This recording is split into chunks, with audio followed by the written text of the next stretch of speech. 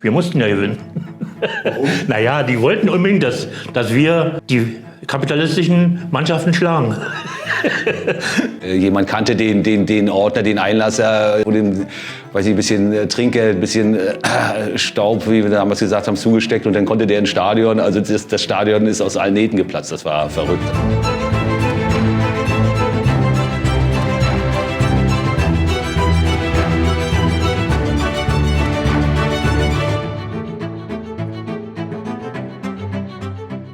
Die Saison 1985/86 ist eine der erfolgreichsten Spielzeiten des 1. FC Union Berlin überhaupt. Pokalfinalist und Platz 7 in der DDR-Oberliga.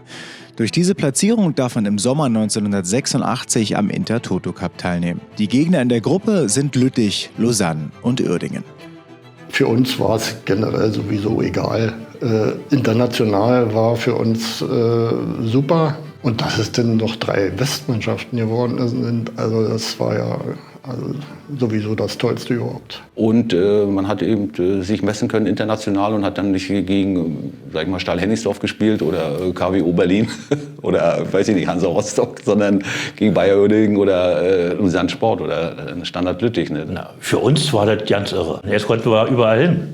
Also das war schon schön. Der Zeitpunkt war natürlich ungünstig. Das war im Juli, das war die Vorbereitung für die Saison. Aber hat uns alle großen Spaß gemacht. Wir waren hellauf begeistert davon. Gerade Bundesliga, jeder hat es im Fernsehen gesehen. Und das sah sowieso immer alles schneller aus im Fernsehen. Da hast du gedacht, wie spielen die Fußball? Das ist ja ein rasantes Tempo. Und da hast du eben gesehen, wir können das genauso. Mit 9:3 Punkten wird Union Gruppensieger und darf sich seitdem Inter-Toto-Cup-Sieger 1986 nennen. Vor allem der Heimsieg gegen Uerdingen und die Auswärtsfahrten in das kapitalistische Ausland, wie es damals hieß, sind in Erinnerung geblieben. In Uerdingen kann ich nur sagen, da hat bei Uerdingen der Widicek gespielt. Und da hat mich jemand angesprochen nach dem Spiel und hat gesagt, was halten Sie denn von Widicek? Der hat alle 3 Tore gemacht. Das stimmt, das war nicht, er hat das weh gemacht. Und ich habe geantwortet, ganz normal. Und anschließend habe ich bei Union den größten Ärger gekriegt, musste ich zum Präsidenten, wie können Sie einen Mann von der Bild-Zeitung ein Interview geben? Ich wusste nicht, der hat sich nicht vorgestellt, also ich wusste nicht, wer es war. Wo wir in Uerdingen waren, ja, hatte ich so einen Einkaufszettel von vielen Freunden gehabt, was ich alles so mitbringen sollte. War dann irgendwie im Supermarkt, im Kaufhaus, weiß ich nicht. Und jedenfalls gucke ich unmittelbar so 5, 6 Meter weiter steht ein Typ und hat Jesuslatschen an. Das waren so typische DDR-Sandalen. Ich geguckt, der verfolgt dich doch. Und dann bin ich mal ein Stück weitergegangen, bewusst. Also ich sollte ein paar Sachen mitbringen. Welche ist ja auch egal jetzt. Und da habe ich wieder geguckt. Und auf einmal stand noch einer. Also zu zweit waren die dann irgendwie auf leisen Sohlen unmittelbar in meiner Nähe. Und die Story werde ich auch nie vergessen. Also die Schuhe, und da habe ich geguckt. Und die Sachen so, naja, das, vom Haarschnitt her, das könnte ja Ministerium für Staatssicherheit sein, ja.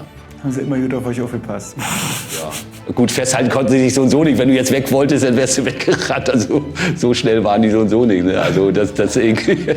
Für den Gruppensieg gibt es übrigens nur ein Diplom aus der Schweiz und ein bisschen Geld für den Verband. Dafür nehmen die Unioner aber jede Menge Selbstvertrauen und Erfahrungen in die neue Saison mit.